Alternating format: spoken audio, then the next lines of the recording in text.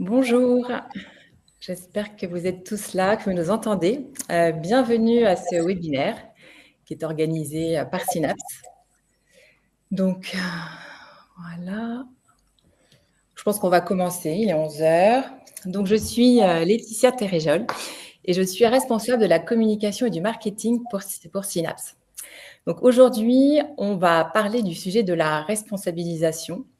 Parce que pour nous, responsabiliser les équipes, c'est vraiment important et ça permet notamment de répondre aux grands défis actuels. Je pense notamment à la quête de sens, à l'engagement, à l'autonomie, aussi au bien-être, enfin plein de sujets. Et aussi parce qu'on a la conviction profonde que la performance de l'entreprise, elle est vraiment liée à la déconcentration des pouvoirs de décision. Et ça a un gros impact sur la performance humaine de l'entreprise. Ce sujet de la responsabilisation, il nous est cher parce qu'on a des thématiques qu'on défend au sein du cabinet, donc, dont la responsabilisation, mais aussi la confiance, l'autonomie, une posture d'un manager qui est au service de son équipe, mais aussi la collaboration, la transparence. Voilà, tout ça, ce sont des thématiques d'accompagnement auprès de nos clients, notamment des universités d'entreprise qu'on accompagne. Et puis pour nous, ce sont vraiment des leviers d'un management plus moderne, en fait, qui permettent de répondre aux besoins actuels. Alors, rapidement, en fait, Synapse. Donc, Synapse, c'est un cabinet de conseil en management. On est une quarantaine de personnes. Je vais vous mettre, hop, voilà, ce slide-là.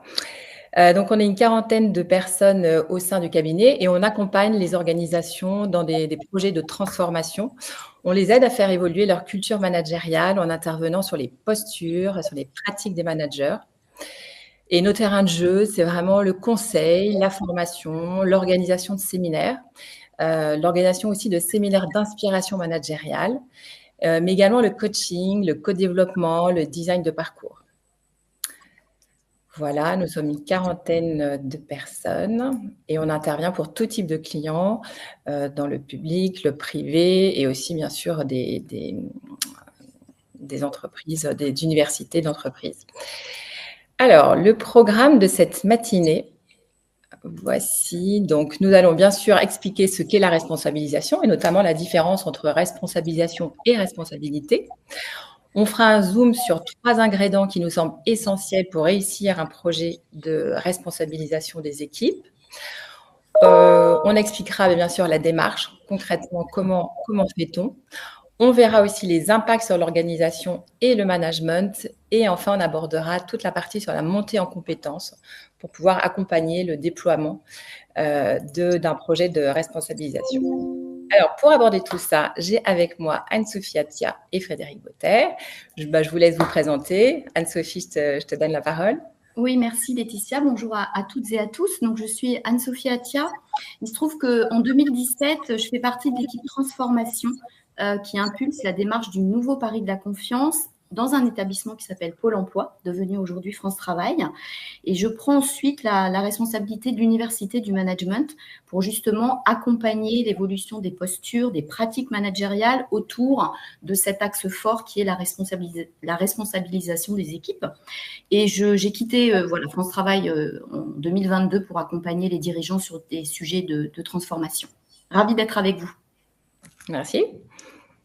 Frédéric, à toi.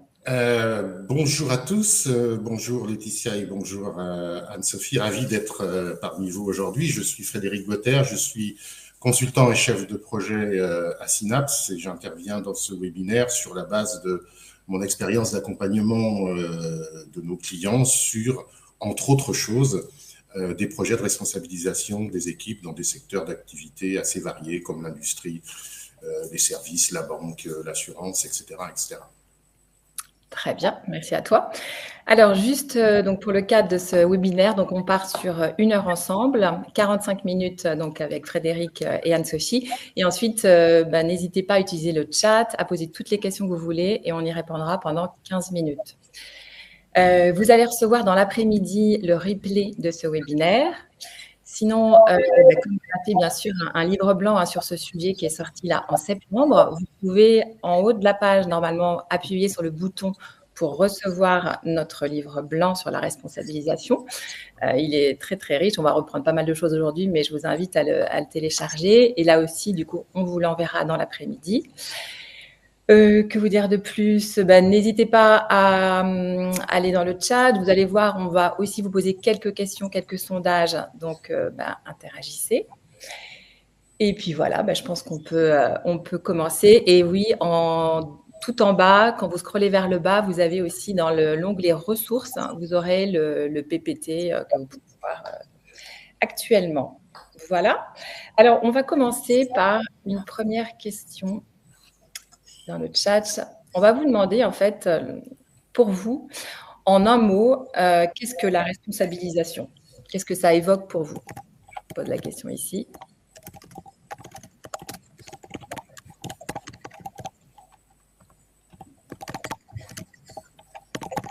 En un mot.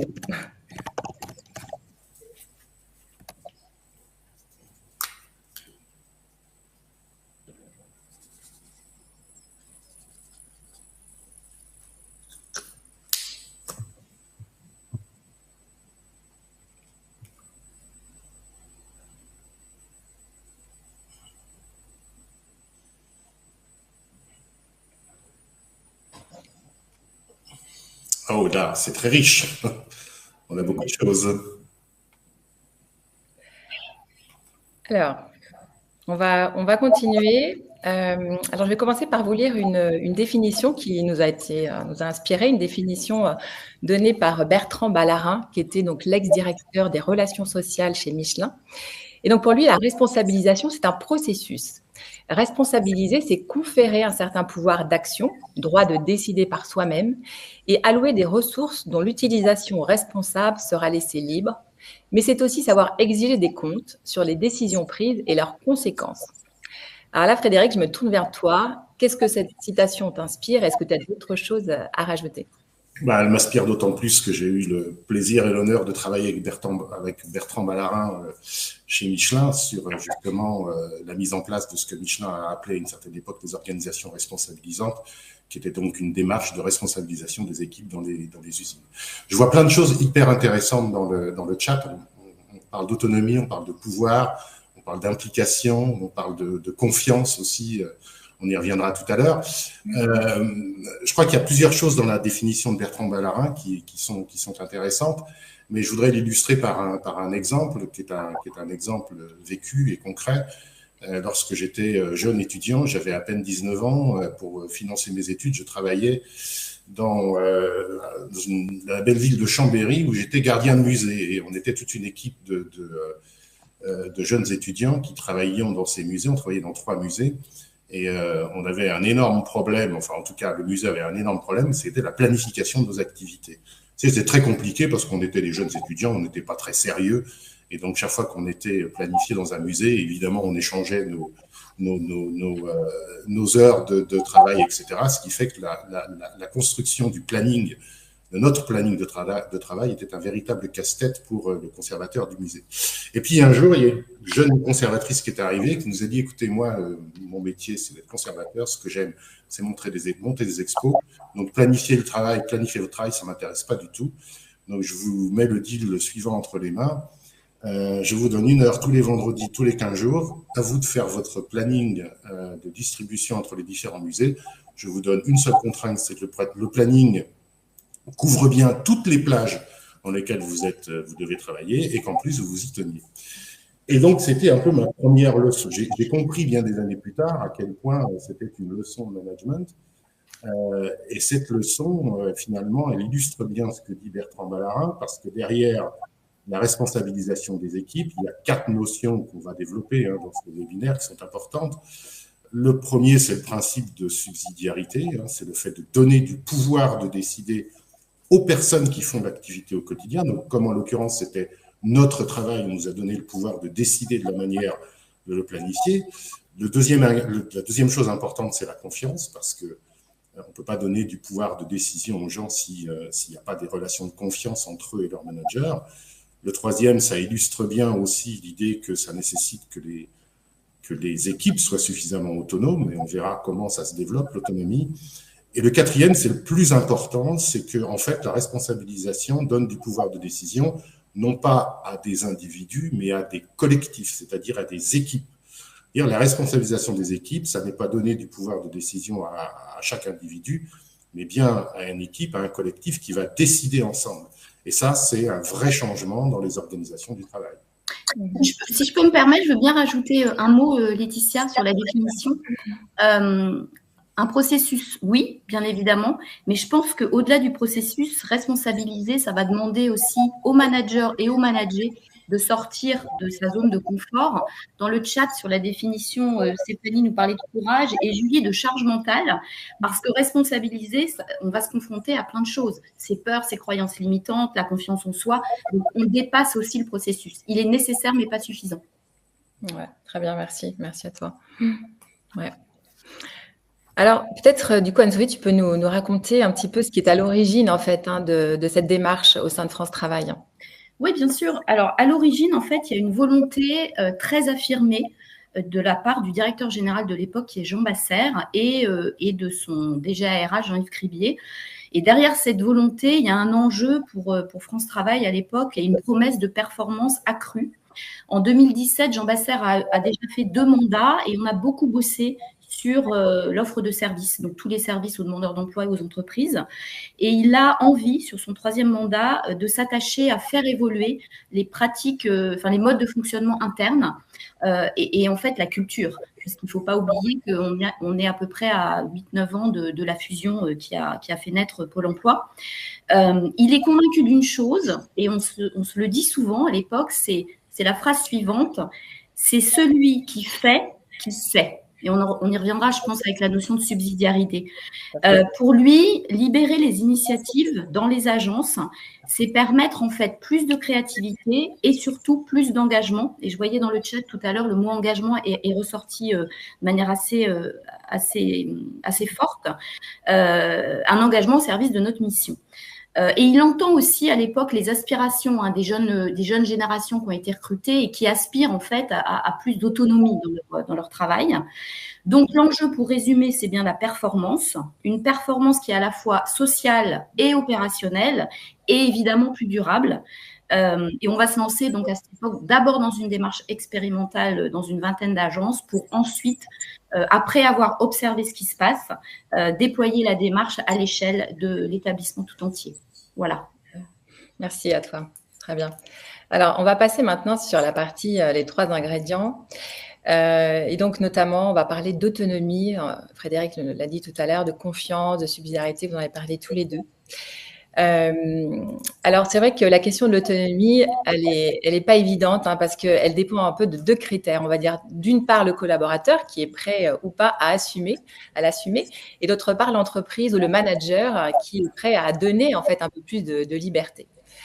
Donc, c'est vrai que comment, en fait, Frédéric, dis-nous un peu comment peut faire le manager pour donner le bon degré d'autonomie à ses équipes, en fait, pour lâcher sans vraiment renoncer. Alors, l'autonomie, quand on regarde un petit peu toutes les théories sur l'engagement, sur la motivation, on peut déjà remarquer que l'autonomie, c'est un des facteurs qui est les plus souvent cités comme étant quelque chose qui va favoriser l'engagement et la motivation. En fait, l'autonomie, c'est avoir le sentiment que je suis à l'origine de mes propres décisions, sans que ces décisions, sans que ces actions me soient, je dirais, imposées par quelqu'un d'autre.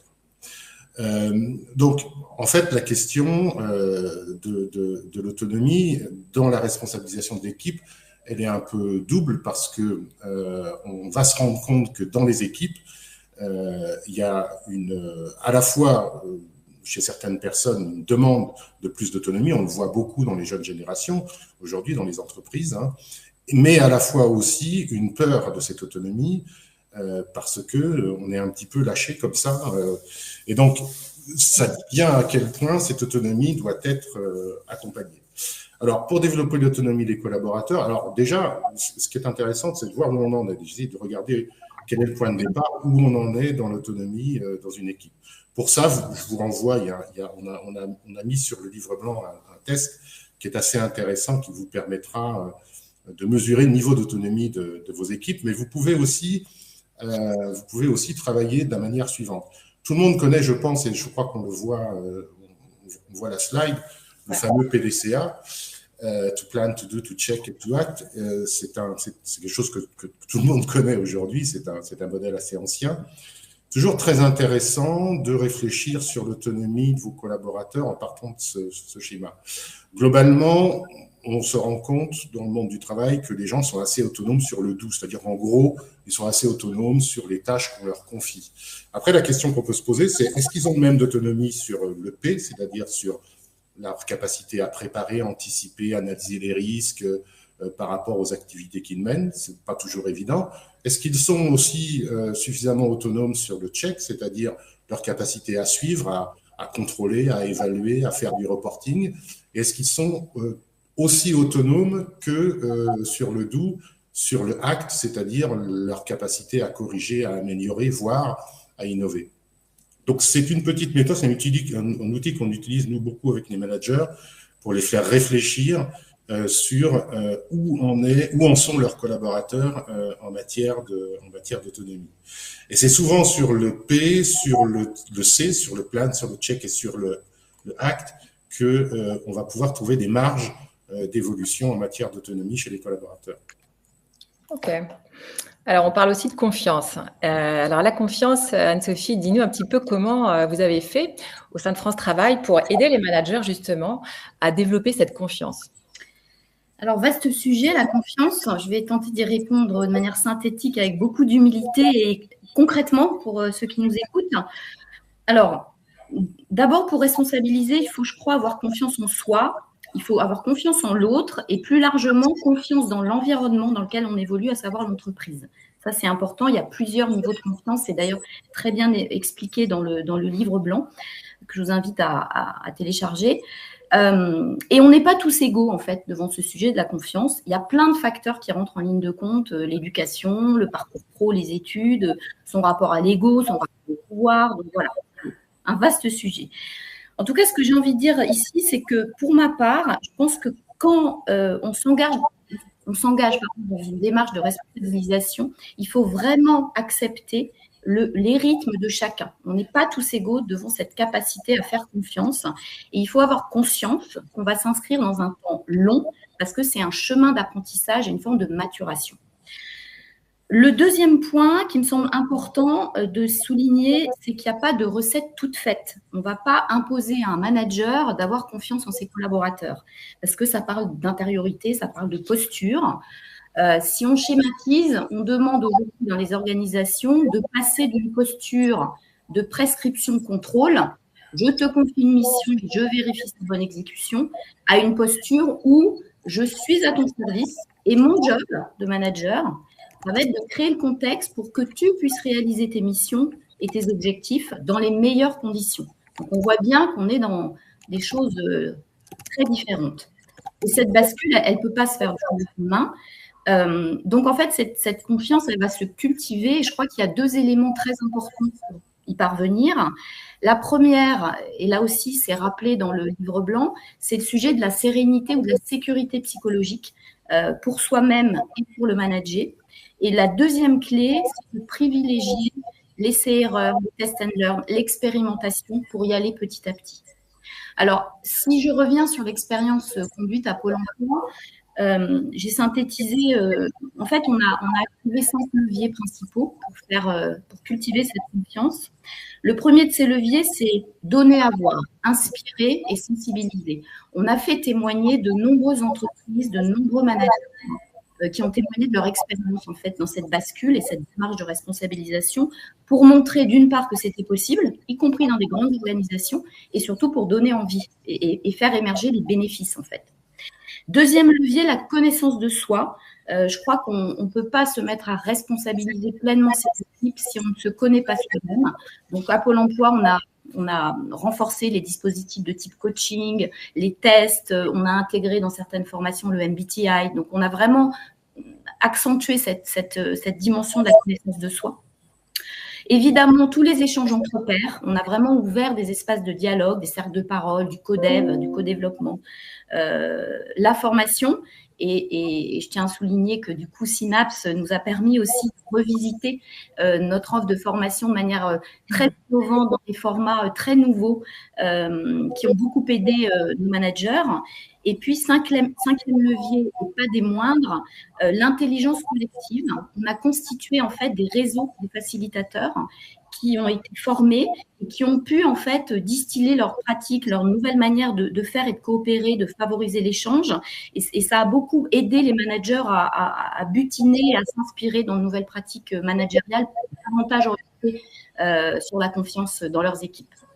Voilà ce que je peux dire sur ce sujet de la confiance, qui est un sujet vraiment très vaste et difficile à aborder en quelques minutes. Merci beaucoup, Anne-Sophie. Non, mais c'est super parce que c'est vraiment des éclairages, des choses très concrètes que tu nous amènes de par ton expérience sur ce sujet. Donc, c'est super. Merci à toi. Alors, on passe à la… Oui, vas-y. Je peux ajouter une petite chose sur la confiance. Je pense qu'il ne faut jamais oublier que la confiance, c'est un pari. Donc, c'est-à-dire que c'est quelque chose qui n'est jamais totalement gagné et qui n'est jamais totalement gagné définitivement. C'est quelque chose qui est un équilibre permanent et qui se joue à deux. C'est comme la valse, donc ça se joue à deux, c'est-à-dire ça se joue dans une relation entre un manager et son équipe. Donc ça suppose effectivement, on le dit beaucoup aux managers, de faire confiance à leur équipe. Et juste pour souligner ce qu'a dit Anne-Sophie par rapport à la connaissance de soi, je suis complètement persuadé que passer par ce travail sur la connaissance de soi est absolument indispensable pour savoir comment on gère la confiance. Et par exemple, comme je suis moi aussi certifié MBTI, on voit bien par exemple que les types rationnels, ils ont besoin de preuves de confiance, de preuves concrètes, ce qu'un type plutôt, je dirais, dans l'affect aura moins besoin. Donc on n'est pas égaux face à la confiance, et je crois que c'est quelque chose dont il faut tenir compte, parce que c'est vrai pour les managers comme c'est vrai aussi pour les membres de leur équipe. Ok. On passe à la subsidiarité. Merci Frédéric. Donc en fait, la subsidiarité, c'est le fait de donner un pouvoir de décision et d'action aux personnes qui sont vraiment sur le terrain et non aux échelons supérieurs. C'est quand même, ça bouleverse sacrément en fait, un management classique. C'est un sacré pari, non Frédéric, à mettre en place? Oui, c'est un pari parce que la culture, et notamment en France, la culture managériale est une culture encore beaucoup du contrôle. Et le fait de décider, de donner du pouvoir de décision et d'action aux équipes, généralement aux équipes de production, ça suppose effectivement un lâcher-prise qui n'est pas forcément toujours évident de la part des managers. Mais en fait, l'idée, c'est de considérer que toute responsabilité doit être assumée par le niveau qui est directement concerné par cette responsabilité, d'accord ? Et que le principe de subsidiarité, ça s'applique dans un contexte bien particulier, c'est-à-dire qu'on ne va pas donner du pouvoir de décision à des équipes sur des sujets sur lesquels elles ne sont pas concernées ou sur des sujets sur lesquels elles n'ont pas les compétences. Et donc ça, c'est important de considérer que la subsidiarité, c'est pas donner du pouvoir d'action sur tout, mais c'est donner du pouvoir d'action sur les activités sur lesquelles les équipes travaillent. Ouais. La deuxième chose, et c'est l'excellent Jean-Dominique Sénard, ex-PDG de Michelin, qui le disait, il disait, mais non seulement ça consiste à donner du pouvoir de décision et d'action aux équipes, là où l'action se mène, mais il y a aussi un devoir d'assistance des managers vis-à-vis de ces équipes, c'est-à-dire qu'il ne suffit pas de dire aux gens, allez-y, maintenant vous avez le pouvoir de décider, débrouillez-vous. Et Jean-Dominique Sénard insiste beaucoup sur ce sujet-là, sur l'idée selon laquelle les managers ont un devoir d'assistance, là où les équipes auraient peut-être un peu de mal à appliquer ce principe de subsidiarité, parce que ce n'est pas forcément toujours évident, et que ça se construit dans le temps. Ce qui repositionne, et on en parlera tout à l'heure, véritablement le rôle des managers dans un rôle d'assistance, et dans un rôle qu'on définit aujourd'hui par le terme, par exemple, de servant leadership. Ok, très bien. On va passer à la partie sur la démarche maintenant. Alors là, je vais vous lancer un sondage. Hop. Donc, avez-vous le sentiment d'avoir une équipe responsabilisée, oui ou non? C'est parti. que vous l'avez bien reçu.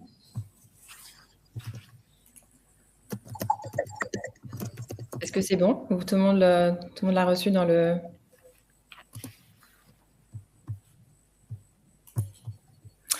Alors du coup, c'est vrai que ça fait rêver hein, d'avoir des équipes qui sont autonomes et responsabilisées, mais concrètement, comment on fait?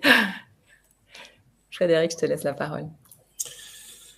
Alors, c'est une vaste question. La première chose qu'on peut dire sur ce sujet, c'est qu'il n'y a pas de recette. On est, nous, au Synapse, on est dans des accompagnements qui sont souvent assez expérimentaux. Il n'y a pas de recette toute faite, et puis ça va dépendre aussi de l'entreprise dans laquelle on intervient, ça va dépendre de sa culture. Vous avez des entreprises dans lesquelles la responsabilisation est déjà pas mal implantée, je dirais naturellement dans la culture de l'entreprise, d'autres entreprises dans lesquelles ça n'est pas du tout. Donc ça va être extrêmement variable en fonction du contexte. Donc il n'y a pas de recette, mais nous ce qu'on peut dire dans le cadre de ce webinaire, c'est qu'on utilise certains outils et il se trouve que ce sont des outils qui marchent plutôt bien. Donc de vous dire quelle est la recette, c'est intéressant de vous montrer quels sont les outils qu'on utilise et qui marchent bien. Si vous souhaitez lancer une démarche de responsabilisation, il y a un premier outil qui est assez intéressant, qui est un outil de diagnostic à mettre en place. C'est un outil que vous pouvez utiliser avec votre équipe et qui se déroule en 2 temps. Dans un premier temps, on va faire un diagnostic et dans un deuxième temps, on va faire un plan d'action. Le premier temps, vous avez 3 questions à poser à vos équipes et vous les faites réfléchir, vous les faites travailler sur ces 3 questions. Qu'est-ce que vous faites actuellement? Qu'est-ce que vous êtes actuellement capable de décider et de faire sans la validation de votre manager, c'est-à-dire sans votre propre validation si c'est vous qui animez l'atelier? Quel problème êtes-vous capable de résoudre sans l'intervention des fonctions support de votre entreprise et quelles innovations avez-vous été capable de réaliser en toute autonomie? Donc ça, déjà, dans une perspective un peu, je dirais, de mettre en évidence ce qui marche bien, c'est un diagnostic qui va permettre déjà de regarder où on en est par rapport à l'autonomie, à la responsabilisation. Et puis 15 jours après, vous réunissez cette équipe et vous les faites réfléchir à partir de ce premier diagnostic plutôt sur un plan d'action. Mais en termes je dirais plutôt de propositions de responsabilisation. Donc les 3 questions sont un peu les mêmes, mais formulées plus en termes d'action à proposer. Qu'est-ce que vous pourriez ou vous aimeriez à terme décider et faire sans la validation de votre manager? Quel problème pourriez-vous être capable de résoudre sans l'intervention d'une personne des services support? Et dans quel domaine proposeriez-vous des innovations en toute autonomie? Donc ça, c'est une bonne manière, une manière assez intéressante. Nous, on l'utilise pas mal et ça marche très, très bien pour commencer à regarder où on en est par rapport à la responsabilisation et sur quoi concrètement on pourrait commencer à travailler en matière de responsabilisation au sein de l'équipe.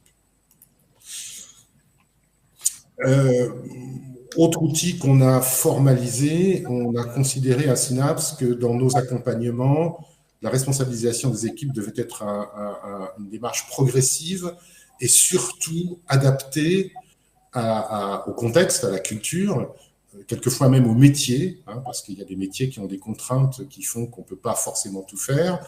Mais surtout, ce qui est extrêmement important, c'est de laisser à l'équipe le libre choix des sujets sur lesquels elle souhaite monter en responsabilité.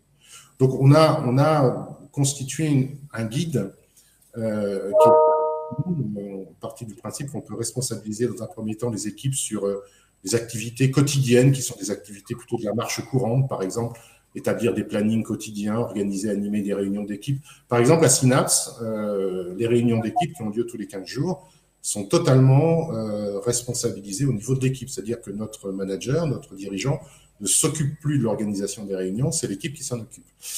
Donc, commencer par des activités quotidiennes, c'est une bonne manière d'initier la démarche. Alors, ça peut être sur le contrôle, le suivi de la performance, l'amélioration continue, la gestion d'un budget, ou l'analyse des besoins des clients internes ou externes, la négociation des prestations, par exemple, qui sont des activités sur lesquelles vous pouvez commencer à responsabiliser les équipes, mais tout en leur laissant le choix des activités sur lesquelles elles souhaitent travailler. Et dans un deuxième temps, si on peut aller vers des activités plus transverses et plus stratégiques. Alors, vous avez des entreprises, par exemple, qui sont allées très loin dans ce domaine et, par exemple, qui donnent le pouvoir de décision à leurs équipes en matière de recrutement et du choix de leur manager. Moi, je connais une entreprise dans le domaine de l'assurance qui, dans ses unités de gestion sinistre, a mis ça en place. Ce sont les équipes qui s'occupent de recruter leur propre manager. Donc là, on est sur de la responsabilisation qui va très loin, de la responsabilisation qui va pouvoir aller, par exemple, dans certaines entreprises, sur la manière dont on gère les évolutions de carrière, voire la rémunération. On connaît des exemples aux États-Unis dans lesquels ce sont les équipes elles-mêmes qui déterminent, par exemple, les primes à accorder à chacun, etc., etc. Donc, là aussi, il faut laisser le choix aux équipes de se dire, est-ce qu'on se sent capable, par exemple, d'être autonome et responsable sur le développement des compétences de l'équipe. C'est-à-dire que nous prenions en charge cet aspect-là de notre fonctionnement. Et puis, le troisième outil qu'on utilise, et je vais m'arrêter là pour ne pas être trop long, il est extrêmement important qu'on ait bien construit les fondements. Alors, je ne vois plus le slide, ça m'aiderait un petit peu si on peut le remettre. Voilà. De construire cette démarche en partant sur des bases solides. Parce qu'on ne peut pas donner du pouvoir de décision à des équipes si on ne s'engage pas sur la transparence. Ça, c'est la première chose. Il faut que les équipes soient totalement conscientes des enjeux de leur environnement, des enjeux de marché, des projets, des changements qui vont avoir lieu dans l'entreprise, et qu'elles soient informées en toute transparence sur la stratégie de l'entreprise, sur les projets stratégiques, et qu'elle maîtrise les facteurs qui vont affecter sa productivité. Donc, on a souvent coutume de penser que les éléments stratégiques de l'entreprise ne sont pas pour les équipes de production parce qu'on pense à tort, c'est une croyance qu'on entend beaucoup dans les entreprises que ça ne va pas les intéresser, mais on ne peut pas, je dirais, endosser ce pouvoir de décision si on n'a pas ce type d'information. Donc, ça veut dire qu'il faut déjà travailler là-dessus. La deuxième chose, c'est de faire travailler les équipes sur un engagement, sur une vision. Donc, faire travailler l'équipe qui va formuler elle-même sa propre vision, qu'on peut appeler aussi une ambition. C'est quoi notre ambition en tant qu'équipe responsabilisée? Et le troisième point important, c'est que cette équipe s'engage sur des résultats et sur du reporting, qu'elle se fixe à elle-même ses propres objectifs et qu'elle s'engage sur des résultats précis. Et ça, ce sont les outils, je dirais, à construire avec l'équipe au préalable. Donc, pas de recette. On peut s'inspirer, si ça vous intéresse, de ces outils-là. Il y en a bien d'autres que vous pouvez aussi aller chercher dans des expériences dans l'industrie, par exemple, dans une entreprise comme Valeo, qui a mis en place des choses comme ça. Vous pouvez aller chercher aussi d'autres outils qu'on retrouve, par exemple, dans le Lean Management. Je peux peut-être compléter avec 2-3 exemples qui vont dans le sens de ce que tu décris, Frédéric. Un exemple, alors... L'association au recrutement du manager, on l'a vu à Pôle emploi à cette époque-là. Et il y a un autre exemple que je trouve plutôt sympa, c'est que certains directeurs d'agence, donc chaque année, devaient organiser une revue de performance, c'est-à-dire bilan de l'année, résultats, avec leur N+1, parfois N+2.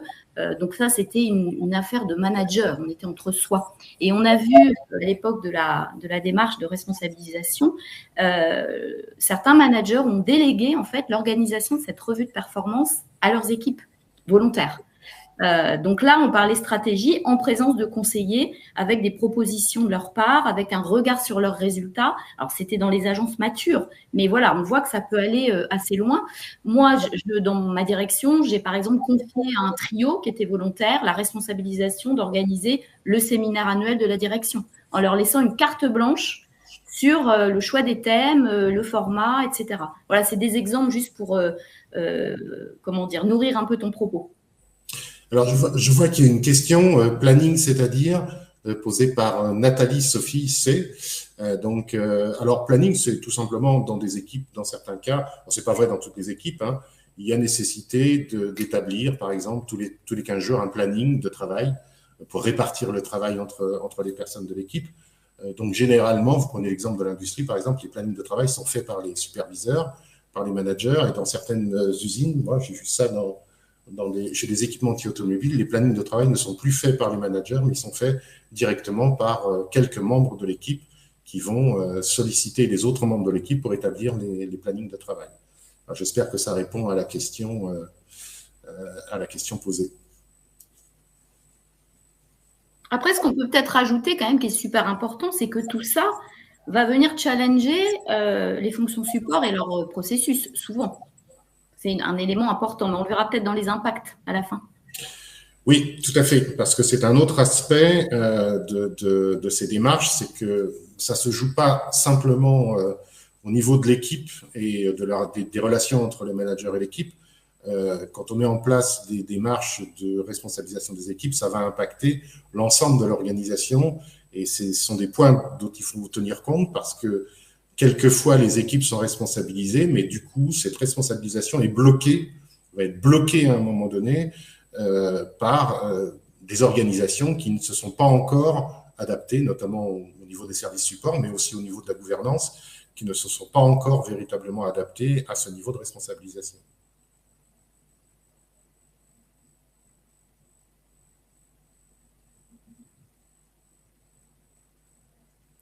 Ah, on a perdu le son chez Laetitia.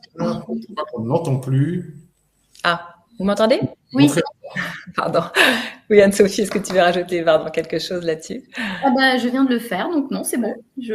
C'est bon. Ok, très bien. Donc, on va passer sur la montée en compétences parce que il faut quand même accompagner, préparer les équipes. Alors, c'est vrai qu'il n'y a pas de formule toute faite, un mode d'emploi sur lequel on appuierait pour que tout soit magique et tout le monde soit prêt. Mais il y a quand même des compétences qui sont un peu clés et des choses à travailler. Donc, Frédéric, je veux bien te laisser la parole sur ce sujet. Alors, est-ce qu'on peut revenir au slide suivant? Excuse-moi, mais je pense que la petite coupure de son a fait que... Parce qu'on n'a pas encore parlé des impacts, qui est un sujet qu'on voulait évoquer. J'ai des gros problèmes. Les impacts de la responsabilisation sur l'organisation des entreprises. Pour moi, et je pense que Anne-Sophie nous dira ce qu'elle en pense sur le sujet. Pour moi, il y a trois types d'impacts. Il y a un premier impact quand on veut mettre en place ce type de démarche sur la gouvernance, c'est-à-dire sur les directions, sur les équipes de direction. Il est absolument nécessaire que les équipes de direction soient exemplaires sur le sujet, c'est-à-dire qu'elles fassent preuve de transparence.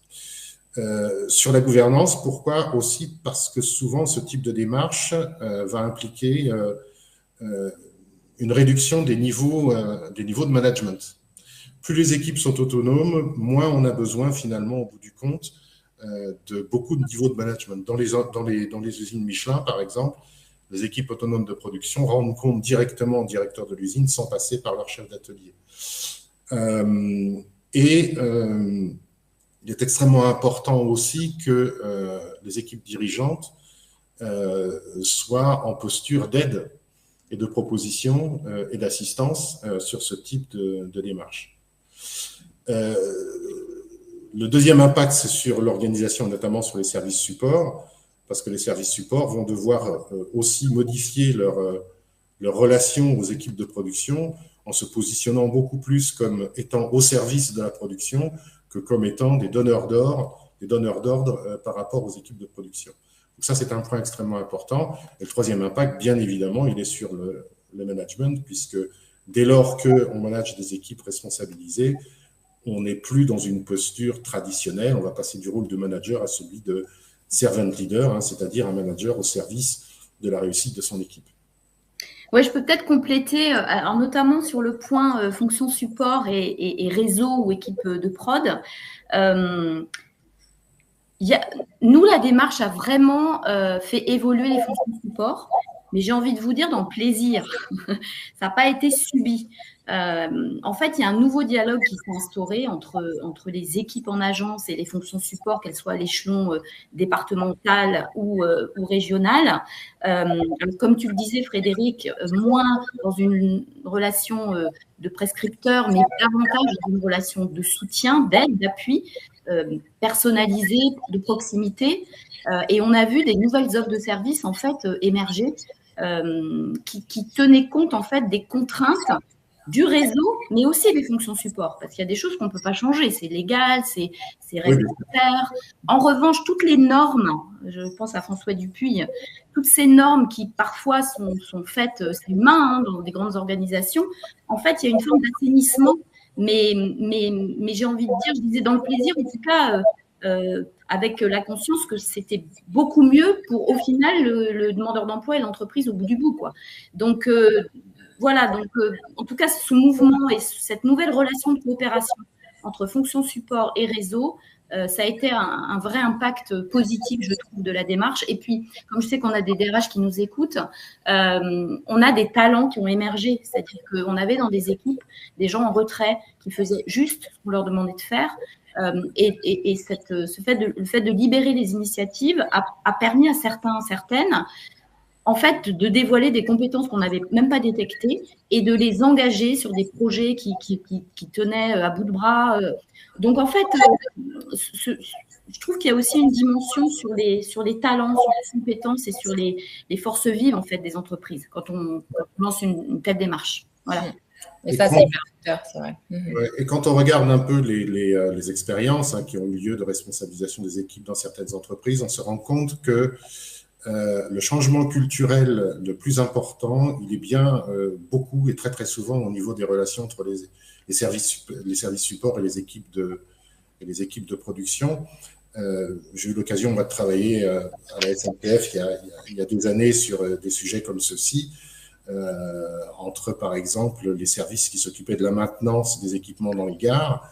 Et pour que ça fonctionne, pour que les services support se mettent vraiment au service des gares, qui avaient des contraintes, par exemple dans la maintenance des équipements dans les gares, on est allé jusqu'à donner le budget de maintenance des équipements directement aux gares. C'est-à-dire pour que ces gens aient le pouvoir de dire ben voilà ce que je veux moi en maintenance de mes équipements aux directions de l'entreprise qui s'occupait de ça, c'est allé très très loin, c'était une vraie révolution. Les budgets n'étaient plus entre les mains des services qui s'occupaient de ça, ou de la direction qui s'occupait de ça, mais il y a eu un transfert de budget finalement sur le client final qui était bénéficiaire de ces services. Donc ça, c'était une révolution culturelle extrêmement importante dans cette entreprise, et je dirais qu'on est souvent confronté dans ce type de démarche à des transformations qui sont des transformations purement culturelles. C'est-à-dire qu'il faut vraiment changer de mindset. Et on sait très bien que les transformations culturelles prennent du temps. Très bien, merci Frédéric. Je vois, il nous reste 5 minutes pour parler de la montée en compétences. Il n'a pas été trop long, j'espère. Vas-y. Alors, hop. Voilà, un peu notre top 6 des formations à mettre en place.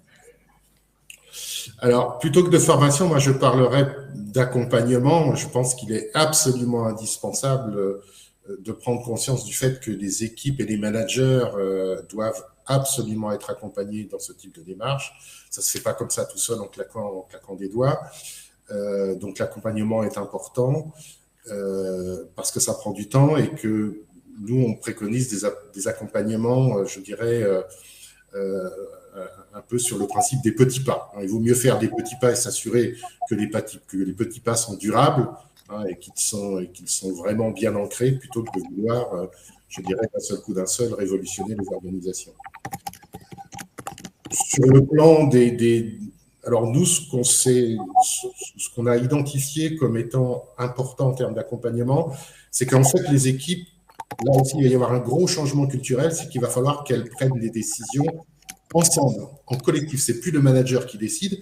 Et ça, décider ensemble, par exemple, de la manière dont on va organiser le travail dans l'équipe en fonction des impératifs de chacun, le décider en équipe, c'est beaucoup plus difficile que quand c'est le manager qui dit, ben voilà comment vous allez vous organiser.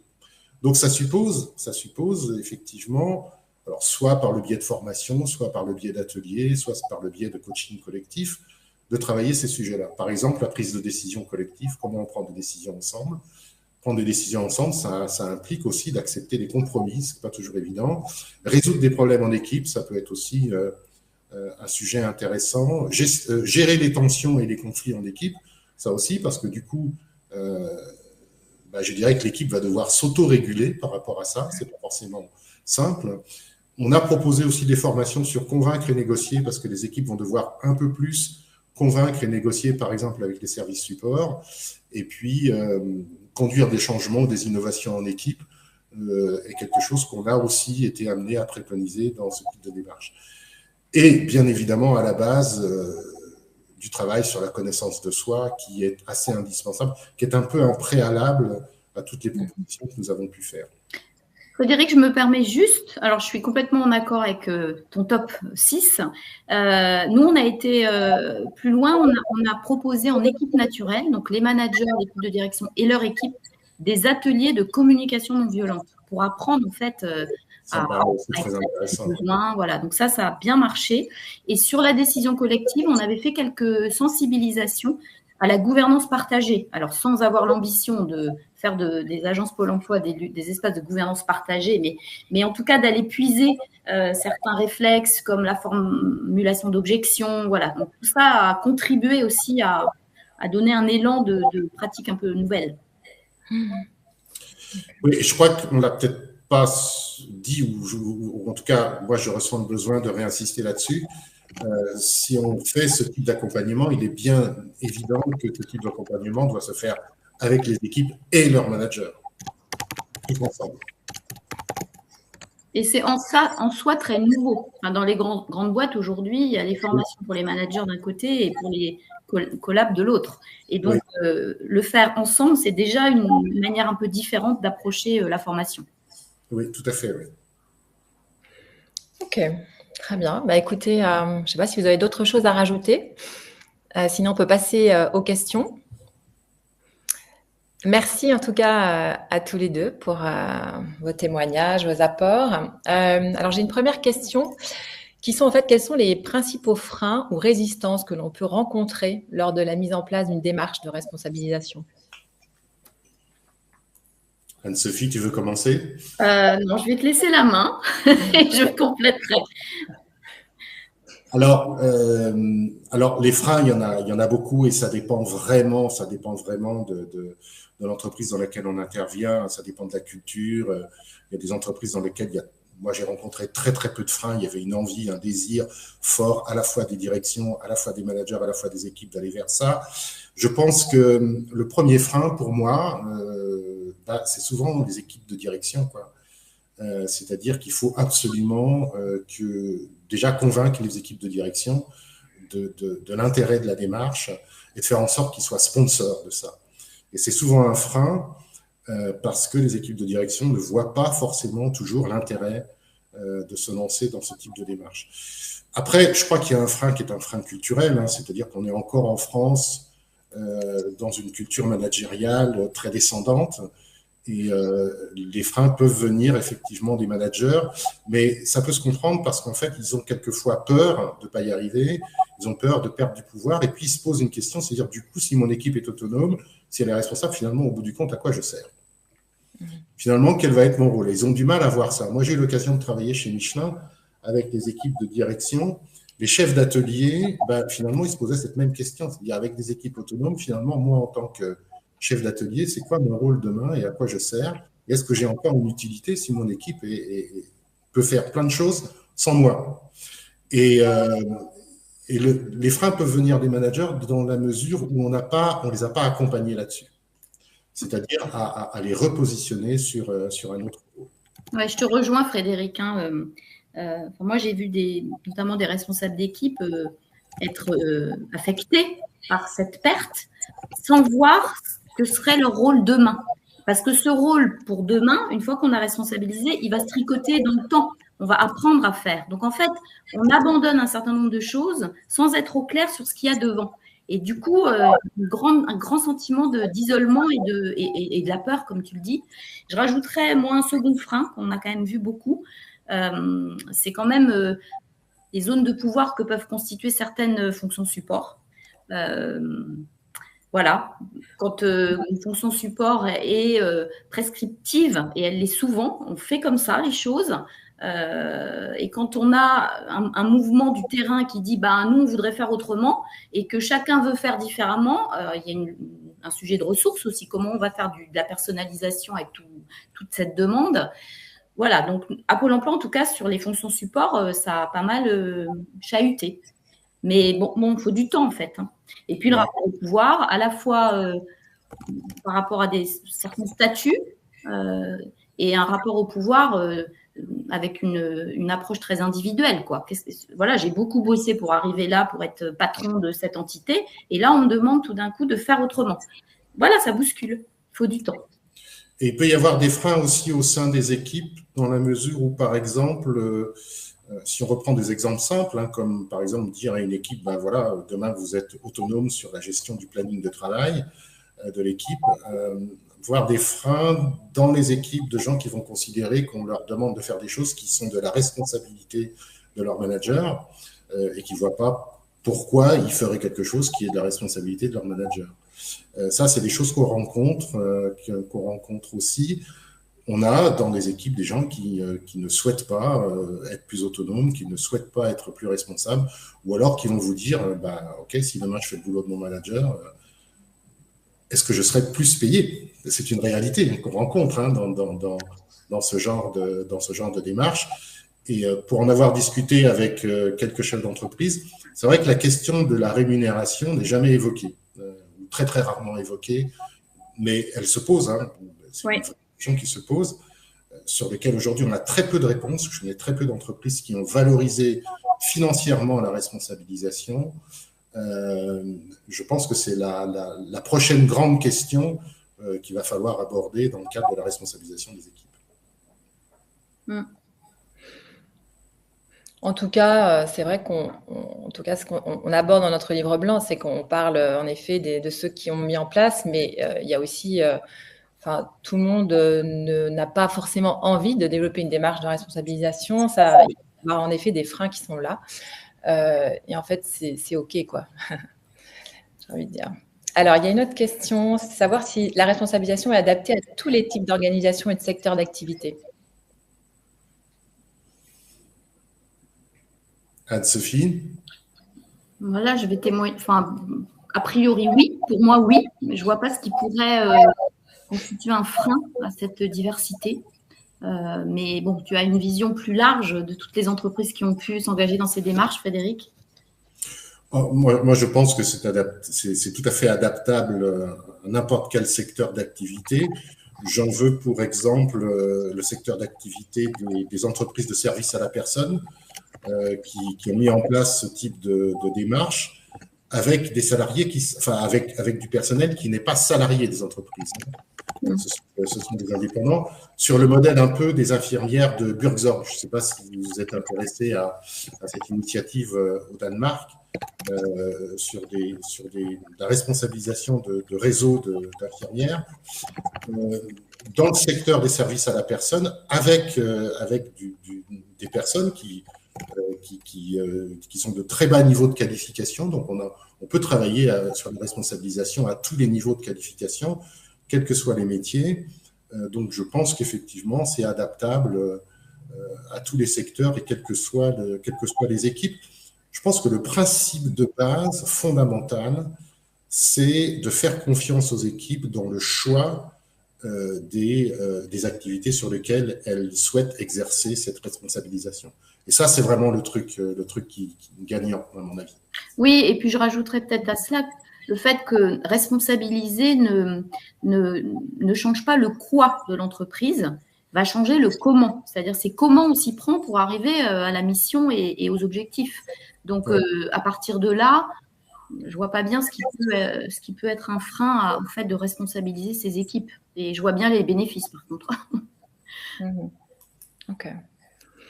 Merci. J'ai une question sur les échecs. Comment on peut gérer les échecs ou les erreurs dans un contexte de responsabilisation accrue? Déjà, il faut les accueillir, j'ai envie de dire. Ça fait partie du chemin de la responsabilisation. Par contre, ce qui me paraît essentiel, c'est que toute erreur ou tout… Alors, échec, je ne vais pas vous faire la citation très connue parce que les échecs sont des enseignements, mais on a une responsabilité en tant que manager, me semble-t-il, de débriefer avec ses collaborateurs quand quelque chose n'a pas fonctionné. pour prévenir la répétition. Donc bon, ça nous amène au sujet du droit à l'erreur. Hein. Ça fait partie de la démarche de responsabilisation, mais c'est aussi, moi je dis toujours droit à l'erreur, mais devoir de partage de feedback en fait de l'erreur pour grandir ensemble. Alors, c'est pas un long fleuve tranquille, hein, la responsabilisation des équipes. Hein. Il y a des démarches qui ont échoué. Là, moi, j'en connais. Des démarches qui ont échoué, ça n'a pas pris, ça n'a pas marché. Et puis, il y a effectivement quelquefois des erreurs.